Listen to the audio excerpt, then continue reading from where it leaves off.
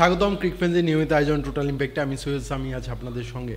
Bangladesh cricket বোর্ডের একটি সভা অনুষ্ঠিত হয়েছে আজ সিলেটে। সেখানে কিন্তু বেশ কিছু গুরুত্বপূর্ণ সিদ্ধান্ত নেওয়া হয়েছে। বিসিবি নির্বাচন কবে, এটা নিয়ে অনেক দোলাচল ছিল, সেই ব্যাপারেও কিন্তু বিসিবি সিদ্ধান্ত নিয়েছে। কবে নাগাদ নির্বাচন হতে পারে এইটি নিয়ে একটা ধারণা দিয়েছে। তাছাড়া বিপিএল আয়োজনের জন্য যে ইভেন্ট ম্যানেজমেন্ট কোম্পানিকে দায়িত্ব দেওয়ার কথা, আনুষ্ঠানিকভাবে তাদের দায়িত্ব বুঝিয়ে দেওয়া হয়েছে। এই বিষয়গুলো নিয়ে কথা বলার জন্য হাজির হয়েছে। আমার সঙ্গে আছেন মোহাম্মদ সাদমান। সাদমান, স্বাগত। ধন্যবাদ। অবশেষে বিপিএল নিয়ে একটা আসলে সিদ্ধান্ত আসলো। আমরা গত এক মাস ধরে আসলে বিপিএল ডিসেম্বরে অনুষ্ঠিত হবে কিনা এটা নিয়ে একটা দোলাচলে পড়ে গিয়েছিলাম। তবে এখন পর্যন্ত আপনার এই ডিসিশনটা কীরকম লাগছে যে আইএমজিকে বিপিএল আয়োজনের দায়িত্বভারটা দেওয়া হয়েছে? এই জিনিসগুলো কিন্তু আমরা এতদিন ধরে শুনছিলাম যে আইএমজিকে দেওয়া হবে, তিন বছরের জন্য দেওয়া হবে। সেগুলো কিন্তু আসলে অফিসিয়াল হচ্ছিল না।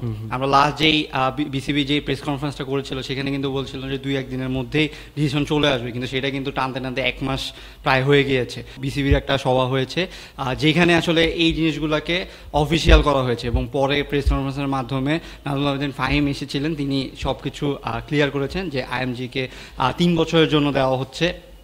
এবং তিনি বলেছেন যে বিপিএলের আসলে যে অবস্থা হয়েছে লাস্ট কয়েকটা সিজনে, এগুলো থেকে উত্তরণের জন্য একটা ভালো কোম্পানি দেওয়া হয়েছে, যেই কোম্পানি আসলে 13 বছর আইপিএলের সাথে কাজ করে এসেছে। সো এই জিনিসটা তো অফিসিয়াল যেহেতু হয়ে গেছে, সেটা আসলে খুবই ভালো একটা বিষয়। আইএমজিকে যেহেতু দেওয়া হয়েছে, আমরা হয়তো আশা করতে পারি এখন যে ডিসেম্বরে হয়তো আমরা বিপিএল দেখতেও পারি। কয়েকদিন পরে হয়তো আমরা ফ্র্যাঞ্চাইজির নামগুলোও পেয়ে যাবো যে কোন কোন ফ্র্যাঞ্চাইজিকে দেওয়া হয়েছে। সো আমার মনে হয় যে আজকের মিটিংয়ের অন্যতম বড় ডিসিশন ছিল এটা। এছাড়া কিন্তু বিসিবি যে নির্বাচনটা আছে এটা নিয়ে কিন্তু অনেক কানাঘুষা শোনা যাচ্ছিল। নির্বাচনটা আদৌ কি অন টাইমে হবে কিনা, তাছাড়া কবে নাগাদ হতে পারে, এসব নিয়ে কিন্তু বিসিবি একটা সিদ্ধান্ত নিয়েছে। নির্বাচন কমিশন গঠনের প্রক্রিয়াটাও কিন্তু তারা কিন্তু হাত দিয়েছে। সো এর মধ্যে দিয়ে কিন্তু বলা যায় বিসিবি নির্বাচনটা কিন্তু অক্টোবরের প্রথম সপ্তাহে হচ্ছে।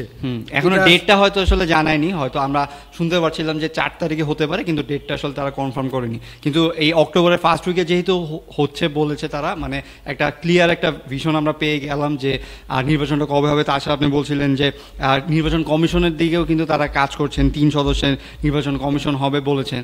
সো বিপিএল নির্বাচনটাও কিন্তু অনেক গুরুত্বপূর্ণ একটা বিষয়। বিপিএল নির্বাচন হলে এরপরে বিপিএল এর জন্য আরও অ্যাক্টিভলি তারা কাজ করতে পারবে। নতুন বোর্ড যদি আসে তখন অ্যাক্টিভলি কাজ করতে পারবে। আমরা কিন্তু কিছুদিন আগে 2 মাস হাতে পাবে নতুন। হ্যাঁ, আমরা কিন্তু কিছুদিন আগে 2-1 দিন আগেই বলেছি যে কে কন্টেন্ডার হতে পারে বিসিবিতে আর এই নির্বাচনে, নতুন নির্বাচনের জন্য। সো আমার মনে হয় যে বিপিএলের নির্বাচন যদি অক্টোবরের যেই টাইমগুলো দেওয়া হয়েছে তার মধ্যে যদি হয়, যদি দ্রুত তারা কাজ করতে পারে, আমার মনে হয় এই নতুন বোর্ডই বিপিএলটা টাইমলি আসলে রান করতে পারবে। বিপিএল এর লাস্ট আসরটা নিয়ে কিন্তু অনেক আলোচনা সমালোচনা ছিল। সেখানে কিন্তু বেশ কিছু ফিক্সিং এর এলিগেশন ছিল, সেগুলো তদন্ত কিন্তু বিসিবি করেছে। তাদের কাছে প্রাথমিক তদন্ত রিপোর্টে কিন্তু পৌঁছে গেছে। তো চূড়ান্ত রিপোর্টটা কিন্তু এখনো হয়নি। তবে এই বিষয়ে কি হবে কি না হবে এটা নিয়ে আসলে সিদ্ধান্তটা এখনো নিতে পারছে না বিসিবি। এটার আসলে পদক্ষেপটা কি হচ্ছে? কয়েকদিন আগে কিন্তু আসলে একটা প্রাথমিক রিপোর্ট জমা দিয়েছে আকসুস।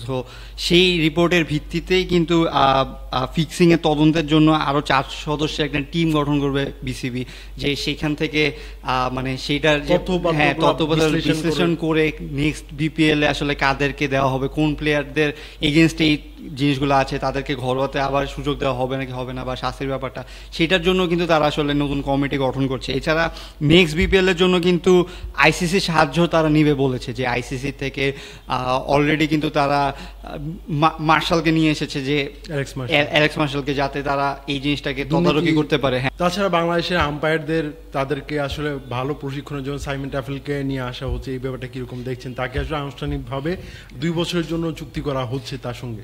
আসলে এই জিনিসগুলো কিন্তু আমরা আগেও শুনেছি যে সাইমন টাফেলকে দেওয়া হয়েছে, কিন্তু আসলে চূড়ান্ত হচ্ছিল না। আজকে সবগুলোরই চূড়ান্ত ডিসিশন দেওয়া হয়েছে, 2 বছরের জন্য সাইমন টাফেলকে নিয়ে আসা হবে।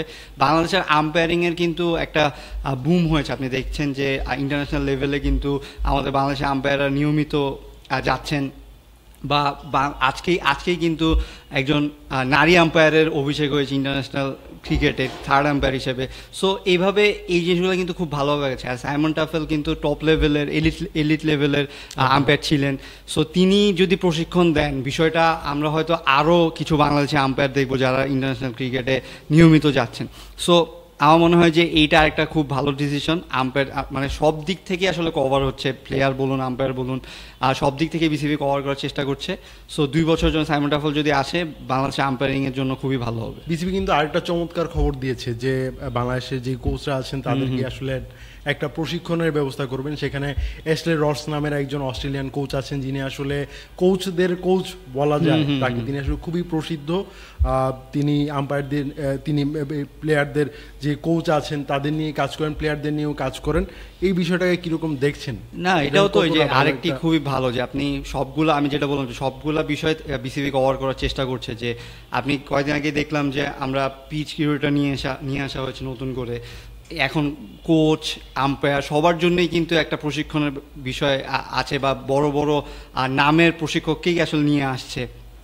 সো এই জিনিসটা কিন্তু খুবই ভালো। আপনি কোচদের বিষয় যেহেতু বলছেন, আমাদের কিন্তু পাওয়ার হিটিং কোচের কথা এখানে আসলে আনতে হয়। জুলিয়ান উড তিনি কিন্তু কাজ করছেন বাংলাদেশের হয়ে, অলরেডি নেদারল্যান্ডসের হয়ে কাজ করছেন, কিন্তু যেটা এইটা একটু নেগেটিভ বিষয় হচ্ছে যে তার সাথে আসলে এখন আর চুক্তিটা বাড়াচ্ছে না। আর আরেকটা বিষয়, জুলিয়ান উডের সঙ্গে চুক্তি বাড়ানোর সুযোগ নেই, তিনি যেই ব্যস্ত ক্রিকেট ধরেন সব মিলিয়ে তাকে আসলে বেশি দিনের জন্য পাওয়া সম্ভব না। তবে আমার হয়তোবা প্রত্যাশা থাকবে যে বিসিবি যদি কোনো সময় ফাঁকা সময় পায় জুলিয়ান উডকে 15-20 দিনের জন্য লাস্ট আগামী বছর বড় কোনো টুর্নামেন্টের আগে, ওই বিশ্বকাপটার আগেও যদি তাকে আমরা 15-20 দিনের জন্য সময় পাই, তাহলে আমার মনে হয় যে কারণ আমরা কিন্তু ফার্স্ট টি20টাতে দেখেছি যে মোটামুটি সিলেটের ট্র্যাকটা কিন্তু ব্যাটিং ফ্রেন্ডলি বা স্পোর্টিং বলা যায়, মিরপুরের চেয়ে খুবই ভালো। সো সেইখানে যেভাবে বাংলাদেশের ব্যাটাররা ব্যাট করেছে, অ্যাপ্রোচটায় হয়তো কিছুটা হলেও চেঞ্জ হয়েছে। আসলে এত অল্প সময়ে আপনি পাওয়ার হিটিংটা রপ্ত করতে পারবেন এটা ধরা যায় না, একটা লম্বা সময় দরকার ছিল।